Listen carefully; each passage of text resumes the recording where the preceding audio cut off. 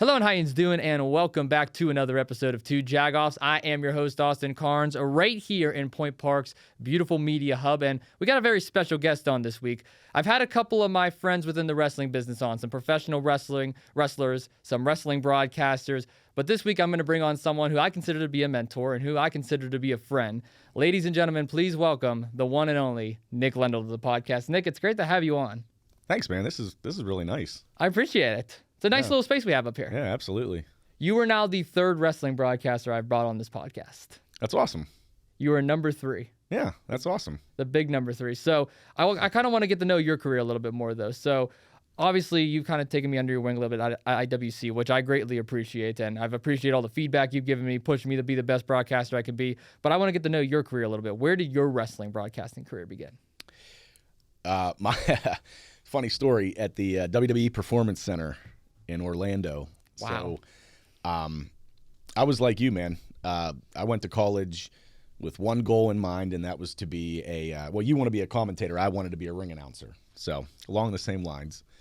But, you go to your guidance counselor or whatever it is, and they say, what do you want to do when you get out of here? And you say, I'm going to be a wrestling announcer. And they say, well, okay, that's a good idea. But, what about this? What about that? No, I'm going to be a wrestling announcer. So I kind of had no plan B. I wanted to do whatever I could to be a wrestling announcer. So I got in touch with Justin Roberts when I was in college. I went to Robert Morris. And honest to God, I swear, and now you're going to understand this a little more now. For the people at home, it's a little peek behind the curtain.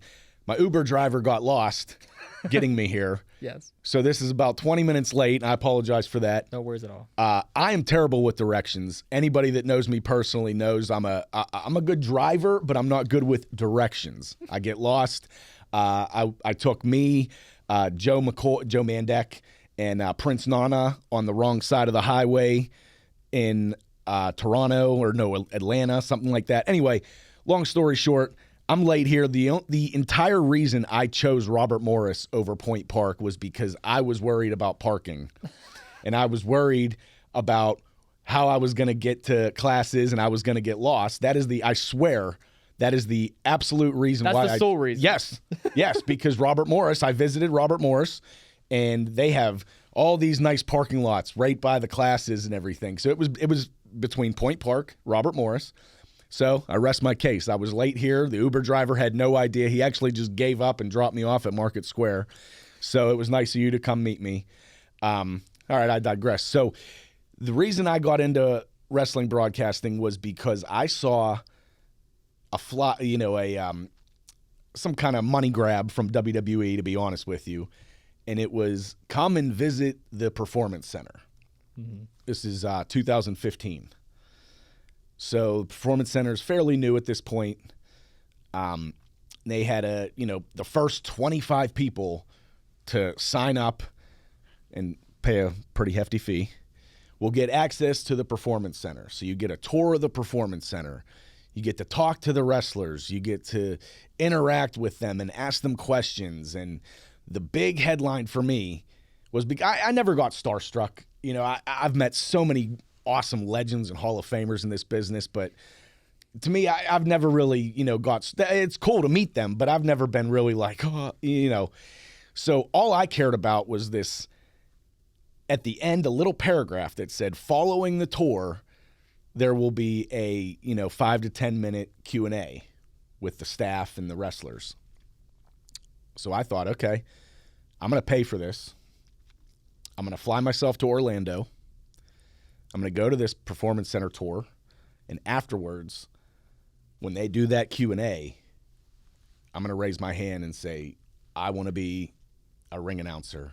I'm in college right now, or no, I had graduated at that time. What's the next step, So, crazy turn of events. I fly to Orlando with my wife, and we go to the Performance Center, and Matt Bloom was there, and I showed up in a suit. I was, they say you dress the part you want to be, Mm-hmm. So when I got to the Performance Center right away, Matt Bloom said, do you want to ring announce today? And I'm like, what? Like, so you remember whenever you were at AEW Yeah. and they came up to you and they said, hey, you want to commentate a match? That feeling, okay? Because to me, I'm trying to get past this tour. I'm trying to get past all the goo goo gaga, and I'm trying to just wait till this Q&A so I can ask, what do I do? And Matt Bloom says, we're going to have a special in-house event. So they had put on 4 or 5 matches just for the 25 of us that paid to tour the Performance Center. And they had me ring announce 3 of the 5 matches, which was crazy. Yeah. So I announced, and this, keep in mind that this is a time where all these people are in NXT. They're not on the main roster yet. I announced the main event was Bayley versus Alexa Bliss. What a match. For the NXT Women's Championship. Okay. So that was the main event. I also announced Ty Dillinger at the time, Sean Spears. I can't remember who he was facing. I never got footage of that, so I can't remember. But the first match I ever announced was the Iconics. It was Peyton Royce and Billie Kay versus Noof and Gianna Daddio. Okay, and those names might not sound familiar. Noof went on to be Aaliyah. So she was in WWE for a while. She got released a year or 2 ago. And Gianna Daddio is Liv Morgan. Wow. So the first ever match I announced in my professional career was Billie Kay and Peyton Royce versus Aaliyah and Liv Morgan. And afterwards, they had sent me all kinds of footage from the event and pictures and headshots and all this stuff they took of me. And from there, I asked Matt Bloom, what do I do now? This was a dream come true, but what's the next step? Because I want to be a part of this. And then he actually sent out some feelers to some indies, which was actually pretty cool. And I ended up hearing from IWC, which was turning point in my whole career, because I still to this day, after everything I've done and everything I will do or whatever, if it ended today, I would consider IWC my home. I love that place. I love everybody in that locker room, and IWC, it just feels different when I'm there. Feels like home. Yes. Feels like home. So absolutely. WWE, IWC, what are some of the other companies you have experience either doing stuff with or being behind the scenes for? Well, so once I started with IWC, Justin Plummer invited me to a show.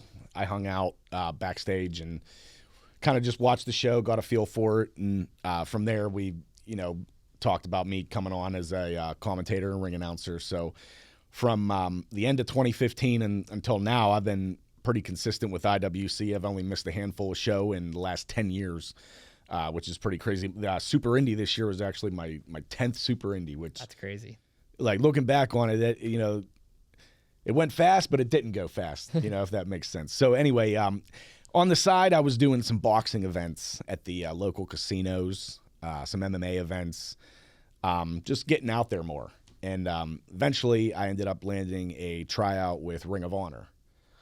And me and Joe Mandak actually tried out together, and both got the thumbs up from the tryout there. And from 2017 up until when Tony Khan bought the company, me and Joe were full-time with Ring of Honor. That was a blast. And you were ring announcing for Ring of Honor at the time? Yeah, I was Bobby Cruz's backup. So if Bobby Cruz needed off because his daughters, they were in college at the time, if they had some kind of special event, Bobby would miss the show and I would be his backup. But what I was doing full-time was I was the almost the host of the show. Mm-hmm. So as people were coming into the building and people were finding their seats, I'm hyping the matches. They also had me do some stuff on social media. So I was just taking pictures of people backstage and posting them from the official Ring of Honor page. Oh, wow.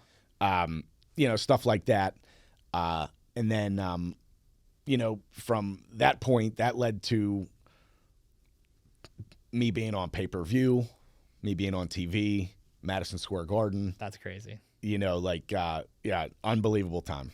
And when you mentioned the Madison Square Garden, and I know we talked a little bit off camera about that. Do you mind speaking on camera on that? What was that experience like? Because Madison Square Garden, for so many competitors, athletes, broadcasters, that's like the dream place to be. Yeah, I can honestly say from the time I was a little boy, I always wanted to be a wrestling announcer. Mm-hmm. But I also wanted to be a dad, and I also wanted to be a husband. And I knew that the WWE lifestyle would not be for me because I get homesick. I don't like being away from my family. Even on 2 and 3 day Ring of Honor loops, you know, I'd be calling my wife 2-3 times a day, just saying I just want to come home, you know. And you're living your dream, you know. It's so WWE lifestyle wasn't for me. So I never. I mean, I'm not gonna lie. Announcing at WrestleMania, that'd be awesome, you know, huge bucket list moment. But I never really dreamed of being in the WWE or announcing at WrestleMania. My ultimate goal was to announce at Madison Square Garden because that's a universal language. Mm-hmm. So whether it's boxing, whether it's a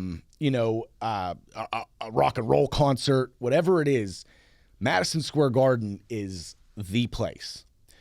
So if you say to somebody, hey, I'm a wrestling announcer, and they say, oh, that's cool, what have you done? And you say, I announced at WrestleMania. Yeah. People that know wrestling are going to say, wow, that's awesome. But people that don't know wrestling are going to say, oh, that's pretty cool. WrestleMania, that sounds like a big show. You know, they don't know. But if you say, I announced at Madison Square Garden, a wrestling fan is going to know what that means and the magnitude of that. Also, somebody that has no idea about wrestling is going to say, wow, Madison Square Garden, that's pretty big. So to me, the ultimate goal was to announce at Madison Square Garden. And just with the relationship Ring of Honor had with New Japan, that just all kind of fell into place. And I got really lucky, to be honest with you.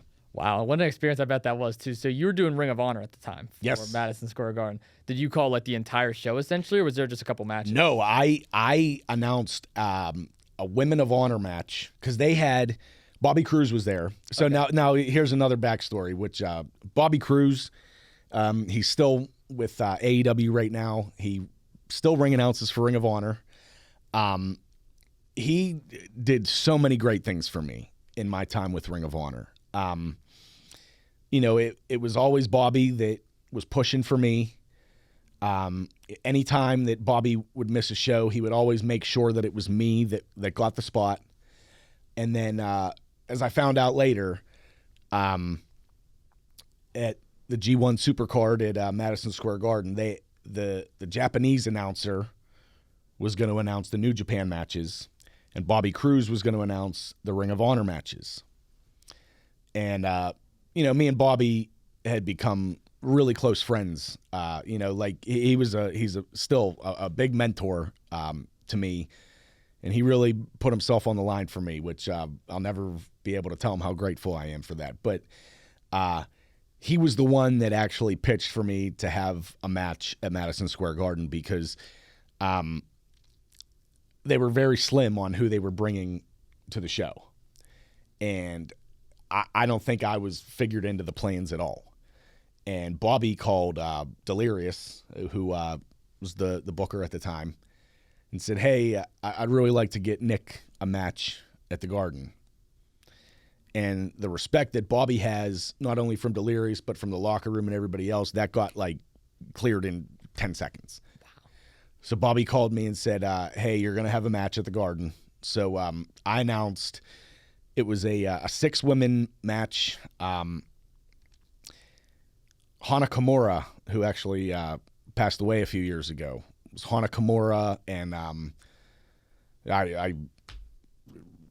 I can't even remember the other people's names because Hana Kimura sticks out to me so much. But, you know, just being able to stand in Madison Square Garden, and my wife's a huge hockey fan. So you're standing there and you look and there's all these Rangers banners and, you know, that was pretty cool. And, you know, after that, it was just kind of like that was my I made it moment. You know, I didn't care if I ever announced again. I didn't care what happened from then because that was the ultimate goal. And I did it,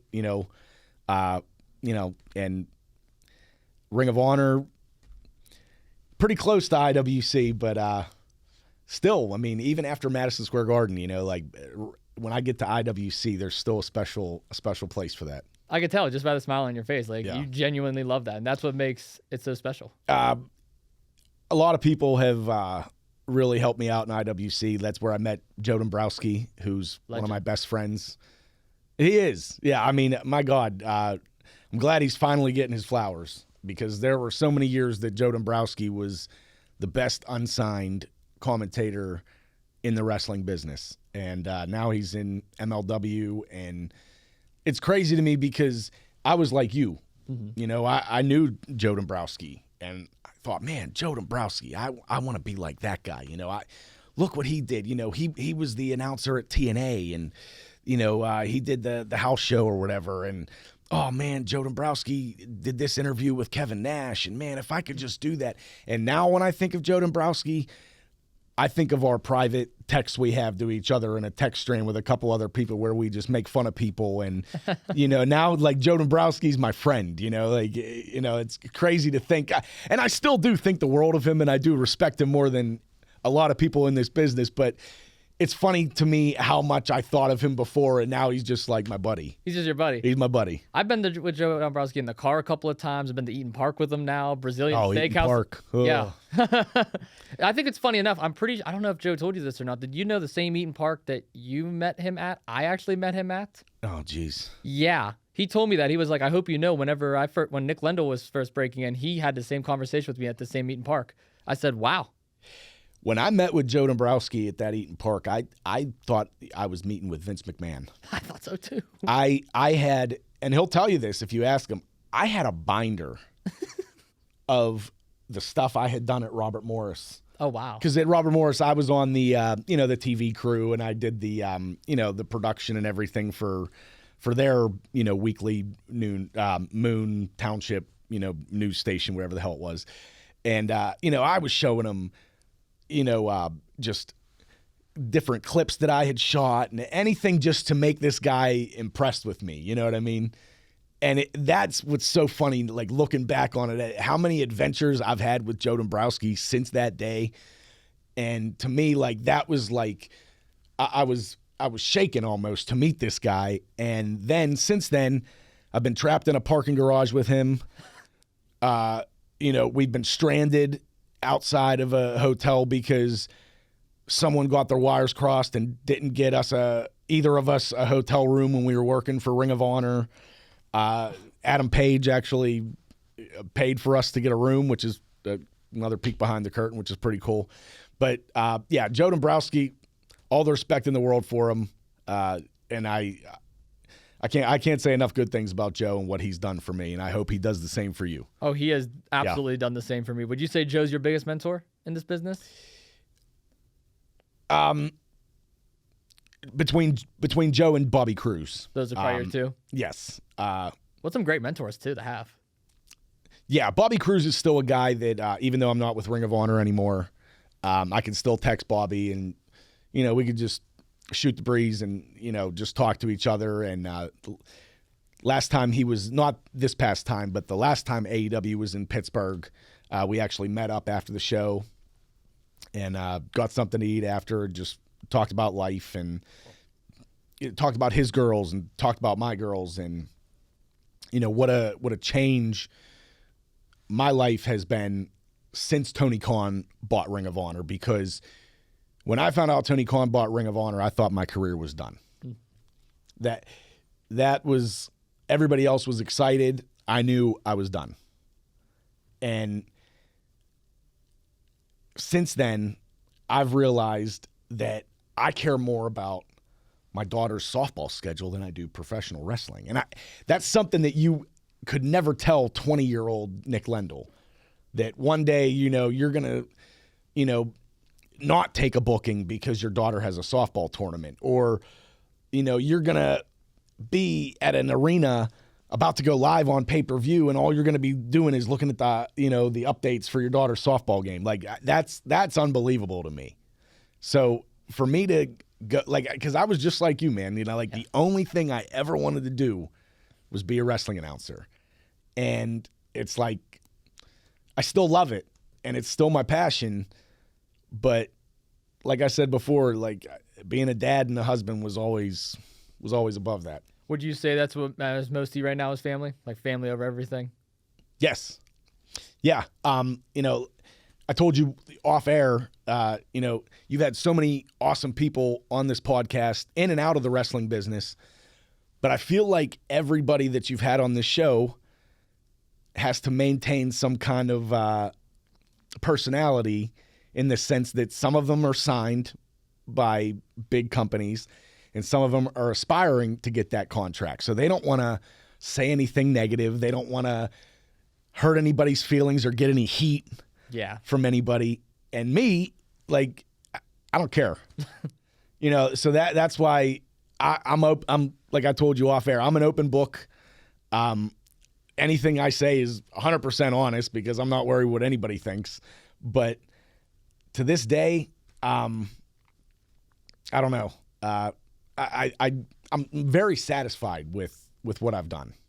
So you would say you've made it, like all the dreams that you had, you accomplished up to this point? No. There's still more stuff you would love not to at all. No, I mean, there are things that I dreamed of that'll never happen. I always wanted to have my own action figure. I wanted to be the first person people thought of when they thought of, ring announcers, and that stuff's never going to happen. But when in the scheme of things, when I started in this business, all I ever wanted the chance to do was just stand in the ring and just hold a microphone and be able to be an announcer. Right. And all the opportunities since then and all the people I've met and all the companies I've worked for and all the states I've gone to, it's just something that I even back then I would have never expected.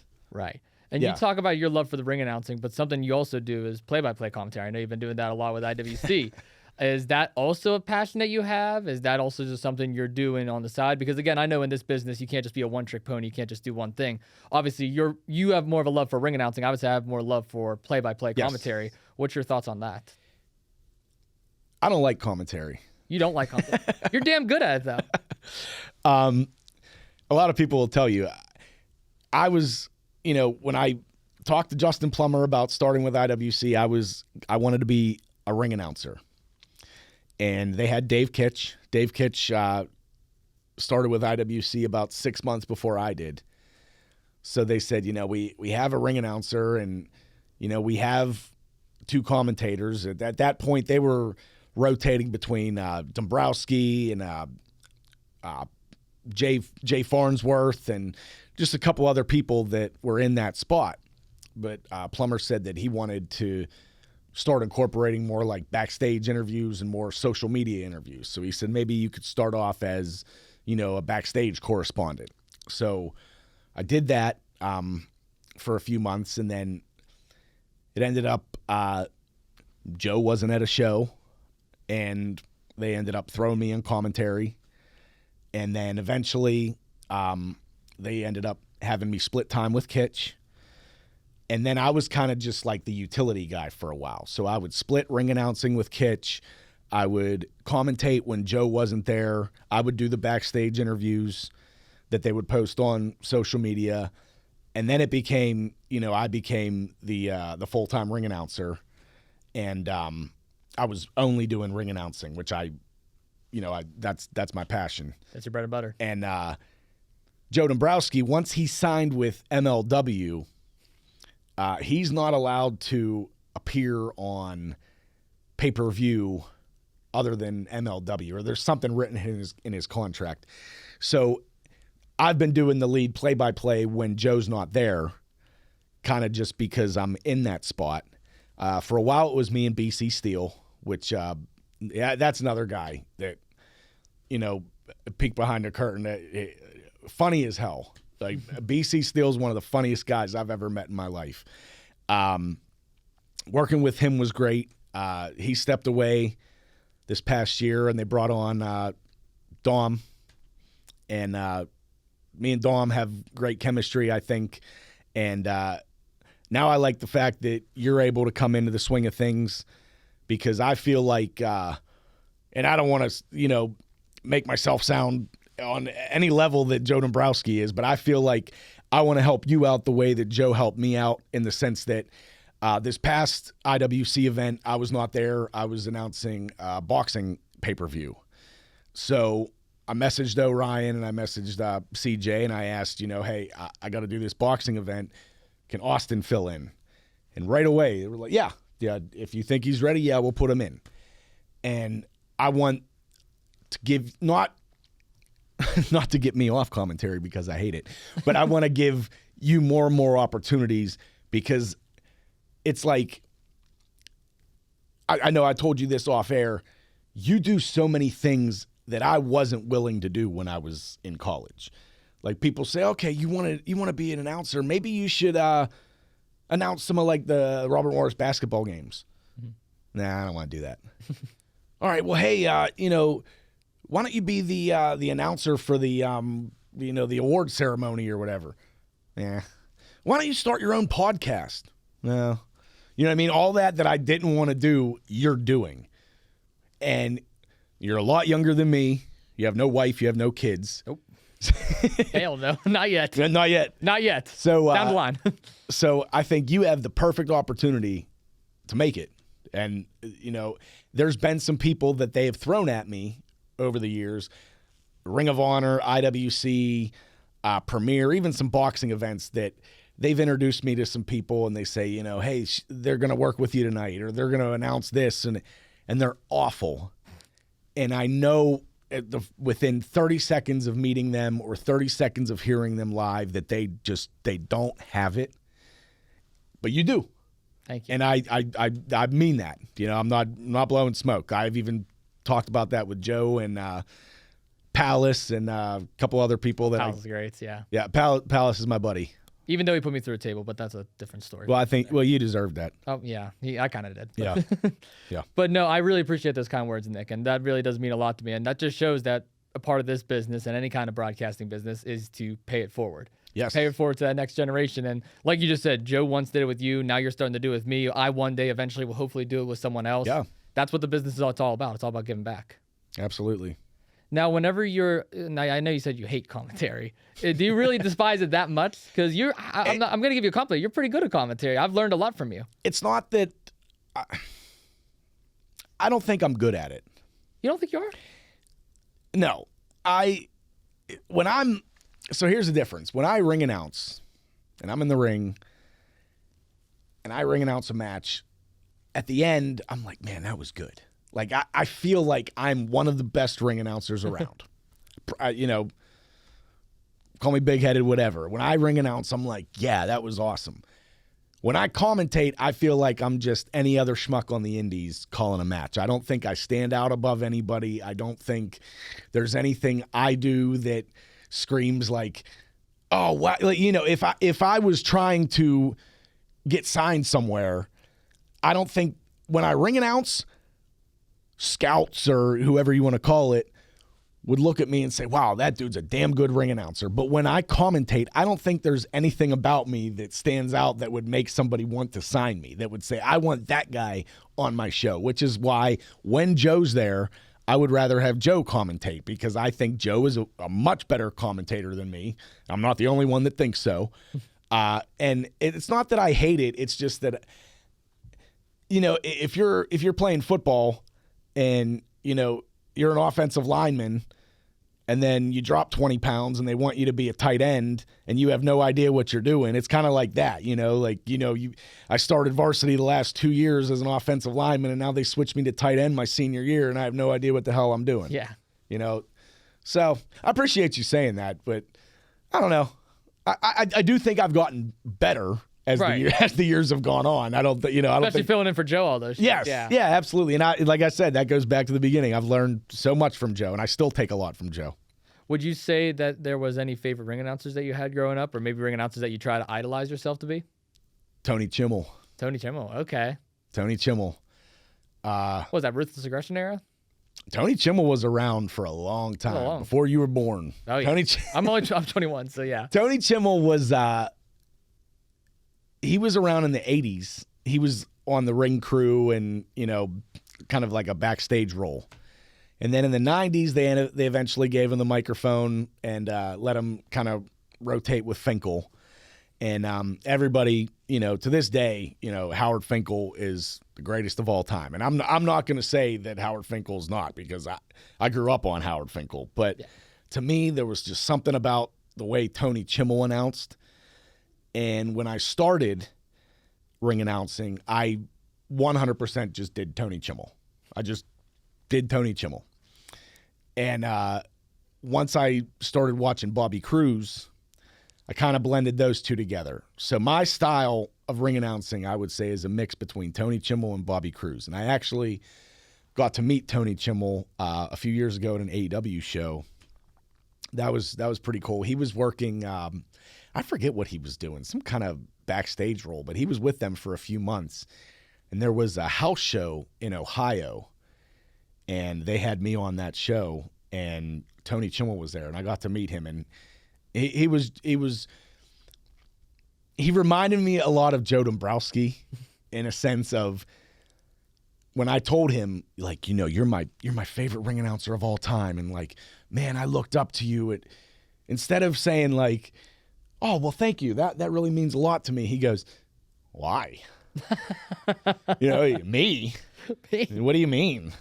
Why not Lillian? So he was a good sport about it. But yeah, definitely Tony Chimmel growing up. Tony Chimmel's the guy. I love Tony Chimmel. Tony Chimmel. I mean, who else is there? There's Howard Finkel, Lillian Garcia. There's a lot of great ones from WWE.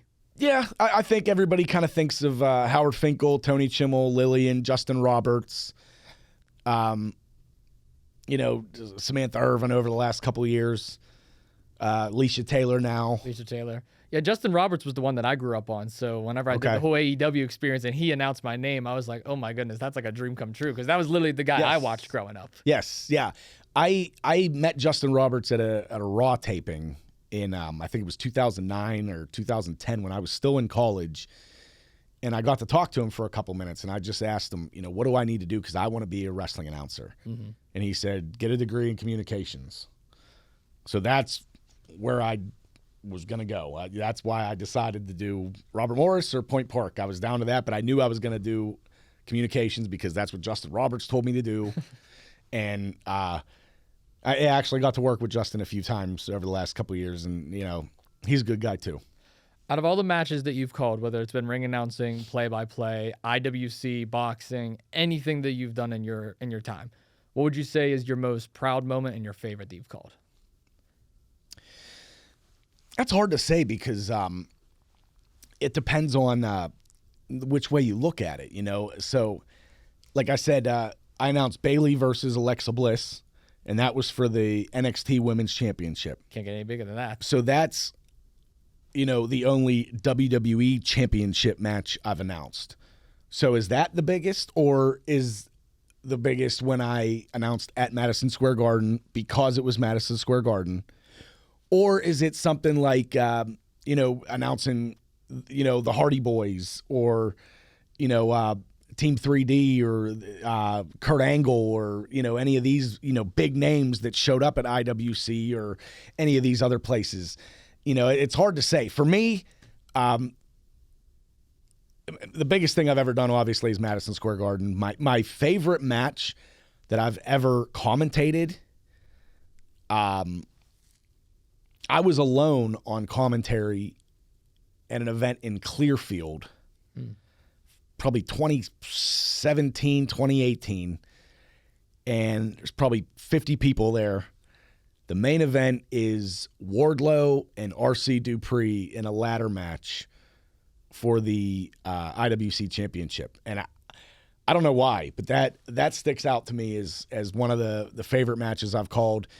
Another one is when Duke Davis beat Bill Collier for the World Heavyweight Championship at IWC, because I felt that. You try to explain to people that aren't into wrestling or they don't understand wrestling, you try to explain to them what it means when, it's real you know, and that to me felt so real, you know, even though you say what you want, but that was a real moment to me. Yeah. Especially with everything that led up to that, because, I mean, how long Bill's held it for, obviously the back and forth battles with Plummer and Duke and everything. I was up on hard cam still that night. That was before I even did commentary, so I felt exactly what you were feeling down there on commentary. See, that's another thing about you. Like, see, you paid your dues. Like, you didn't just come in and they give you a headset or a microphone. Nope. You know, you were filming. You were like, pulled cable, edited. Yes. A lot of stuff. Yeah. It took me, I think, 6 months at IWC before they gave me my first match. Okay. It took about 6 months. Wow. It wasn't that bad, but it was, again, just like you said, right place, right time. Spot opened up. Joe wasn't there. You weren't there. Let's do it. Now, I know there was a time a couple months ago where I had to do a boxing event, and they were scrambling. Yeah. You know, I tried helping them out, getting somebody else, and, you know, at the last minute, you know, they ended up working it out. But the difference was, I think that was in July, and then this is November when I was missing this show.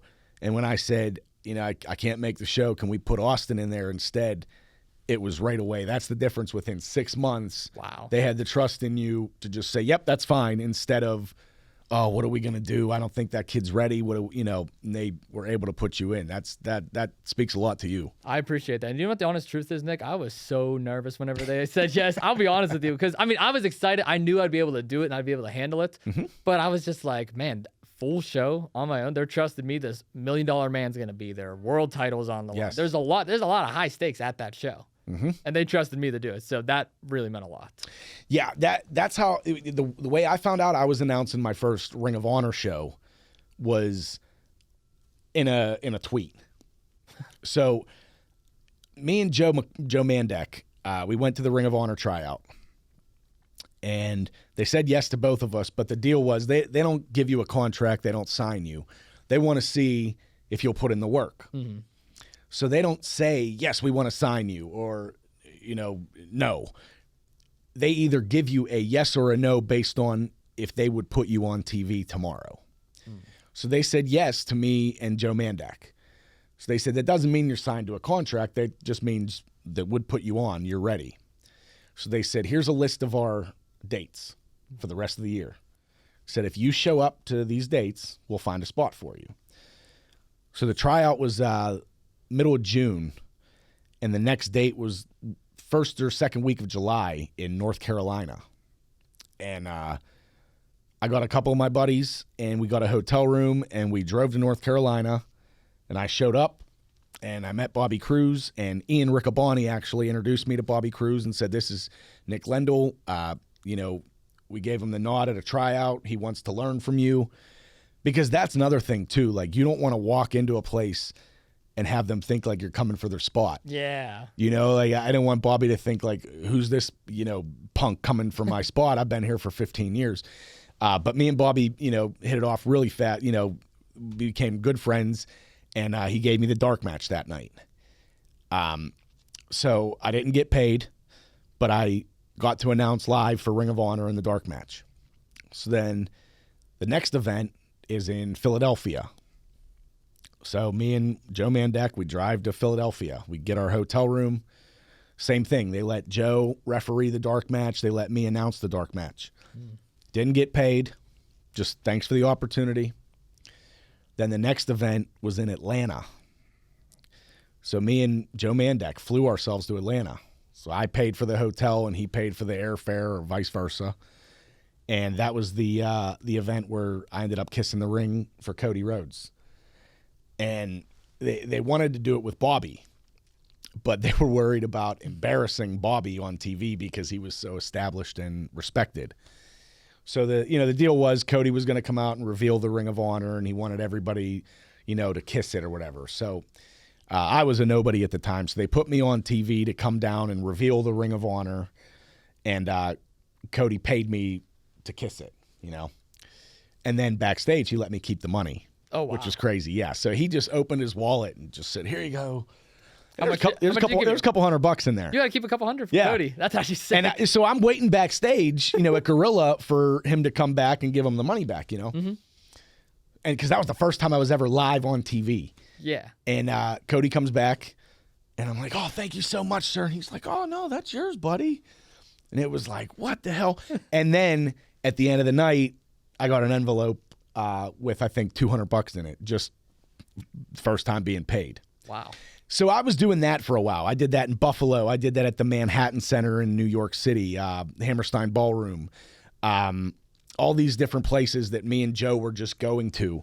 Well, then eventually it got to the point where they started paying us. They started giving us airfare. They started getting us a hotel room. So it, worked out. And for a few years there, my family was paying our bills off of Ring of Honor, which is the dream. That's cool. Didn't last too long, but so anyway, Bobby Cruz missed the show in Pittsburgh at Stage AE. Just the way things fall into place. His daughter had maybe a hockey game or something. So Bobby couldn't go to the show. And he went to Delirious and said, Nick can do it. Nick's ready. And he never told me. I just found out because I was tagged in a tweet that said, sorry, everybody, I'll be unable to attend the event tonight, but Pittsburgh's own Nick Lendl will be, filling in for me on the microphone. And I'm like, what? Because at this point, I have my wife coming, I have my friends coming, my mom and dad are coming because... I got a whole crowd, yeah. But they were already coming because I just thought, I'm going to do the dark match. Mm-hmm. And, I'm in my hometown, I'm going to do the dark match, and you can see me. Well, I found out I'm doing the whole show, which was unbelievable because on that show's the Briscoes, the Young Bucks, the Motor City Machine Guns, Cody, Kenny Omega, Hiroshi Takahashi. I don't know did I say that right? Hiromu Takahashi. I don't know. I might be wrong. Minoru Suzuki, Adam Page, like all the Bullet Club, it was just, Will Ospreay was on that show. Wow. And that was the first show I ever announced for Ring of Honor, just open to close. It was like unbelievable. Wow, what an experience. And I can only imagine what your family was like, too, in the crowd the whole time. Did you tell them beforehand that you were doing the whole show, or did you just let it be a surprise? No, I told them. You told them? Yeah. I would have told them, too. Yeah, as soon as I read that tweet, I told my wife right away. I called my parents right away because they couldn't believe it, because it was like the first real opportunity that I had on a bigger stage. Right. Because I had done IWC and I was working for Joe's company, Premier in Cleveland, and I had done the boxing and MMA, here and there. But that was a live stream, iPay-per-view, a lot of pressure because, I had never done this before. I had never worked with an earpiece, so they're giving me cues in my ear, which I was not used to. What was that like? What kind of cues were they giving you? Well, you don't talk over the ring announcer. Mm-hmm. So that's something that I know Yep. As a commentator. Even if you're in the middle of a sentence, stop. The ring announcer's talking, you just shut up. So I didn't want, they have the commentary in my earpiece. So if Ian Riccaboni or Caprice Coleman, whoever it is talking, I don't talk over them. And a lot of times Ian would shoot to me. Like Ian would say, all right, let's send it to Nick Lendl for the in-ring introductions, And then when I heard that, I would go. So it wasn't like, Bandito's coming to the ring and, all right, everybody, here's Bandito, the Ring of Honor, the following contest. Like, so it's not interrupting them. And IWC does that now too, which is a huge improvement. IWC, I've worked so many indies, and IWC is the closest thing to a television production that I've seen on the independents. They got a nice production. Absolutely. Really? Jeremy and the guys at 2-to-1, they have their stuff together. Plummer, you got to give him a lot of credit because he's really put everything he has into this company. And, guys backstage, Orion, CJ, they work their ass off. And, they don't get their flowers a lot of the time. No, they for sure deserve their flowers. And even as someone like a young 21-year-old like myself, they trusted me enough to come in there, run all this video equipment, be on hard cam, be on ringside cam a couple of times, and then call a full show. So you could tell that really does mean a lot to them. Yeah, absolutely. Yeah, you can tell whenever they can see whenever people... They can see right through you. Yes. Yeah, they can see like who's in this for real and who's just here just because you're a fan and you want to see how things go on, which I have seen already in the wrestling business, which is still crazy to me. Oh, yeah. Yeah, they move on just like that. Yeah, no, you'll see them one week and then they're gone. And you're like, oh, okay, well, they were just here to... Yeah, I guess they're gone. Yep. Oh, well. Well, before we end things off today, I did have another question for you, and it was about your entire career. You've shared with me a lot of great advice, and I know a lot of people have shared with you some great advice. If you don't mind, for the audience, maybe share them a piece of advice. If they're looking to get into this business, whether it's professional wrestling, whether it's broadcasting, whether it's even boxing even, what would you tell them? Don't take no for an answer. You know, if you have a dream and you have a passion for something, you can do it. You know, both of us are living proof of that. You know, it depends on what level you're talking about. But to me, all I've ever wanted to do was be a pro wrestling announcer. And by hook or crook, I did it. I've done some cool things. I've never made it to the top of the business, as you would say. But I did it, and I'm very satisfied with what I did. And I was told no many times. And if I was told no and accepted that, I would have never done anything I've done in the last 10 years. You're going to hear no. And a lot of the time, it's not because you're not good enough. It's just because there's already someone there, especially for us. You know, if there's a wrestler and they send in tape after tape after tape, they might eventually, hey, come on, we'll put you in a battle royal. Or come on, hey, we'll put you in the pre-show match, you know. But if you're an announcer and you send tape, sorry, we already have an announcer. It's not that our announcer's better or you're better or whatever. It's we already have an announcer. He's already set up. We already pay him this much. You know, we don't need you. And that's when you understand that you're not the star of the show. You know, you are there to build the stars. You are there to show the people who the stars are. And I learned that very fast in the sense that once I started with Ring of Honor, I thought like, you know, at the next IWC show, people are going to be coming up to me, asking me for my autograph and stuff because I'm on Ring of Honor TV. And it wasn't the case because at the end of the day, I'm still an announcer. I'm not the star, you know. Mm-hmm. But if I would have given up, I would have never learned anything that I've learned over the last 10 years. I would have never been anywhere, you know. So you're gonna hear no. But that doesn't mean no for everybody, you know, and just like you know, if you would have reached out to Justin Plummer or whatever it was 2 years ago and said, hey, my name's Austin Cairns. I'm at Point Park University. I'd really love to get into wrestling announcing. Plummer, if he even responds to your message, because he has hundreds of messages every day from people trying to get booked, trying to get work, and that's no knock on him. He just doesn't have the time. He's a full-time job, a full-time, you know, a family at home. But if they said to you, Plummer got back to you and said, sorry, buddy, you know, we're kind of full. We don't have any room for you. And you just said, okay, I tried. All right, maybe I'll, you know, see if I could be like a high school basketball announcer or something. You know, you can't give up. Same thing with Joe Dombrowski. Joe Dombrowski didn't just get let in the door. You know, other people that came before both of us. You know, like I said, Tony Chimmel was on the ring crew for about 15 years before they even gave him a microphone. You know, so pay your dues, do what you have to do, but don't give up because you can do it, you know. And it's the same thing I'm telling my daughters right now, you know, because they, you know, they watch me and they realize that, wow, my dad did what he wanted to do. You know, maybe I can, you know, whether that's, you know, play softball or, you know, whatever they want to do. They know that it's possible because their dad did it. And that's the biggest compliment I could have. Words of wisdom spoken, huh? Absolutely. Words of wisdom spoken. How many daughters do you have?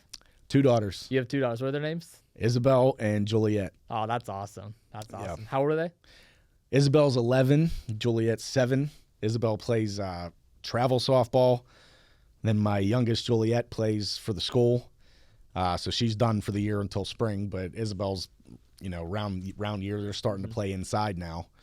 And it's so crazy, man, because like I said before, you know, all my life, all I wanted to do was, you know, be a pro wrestling announcer.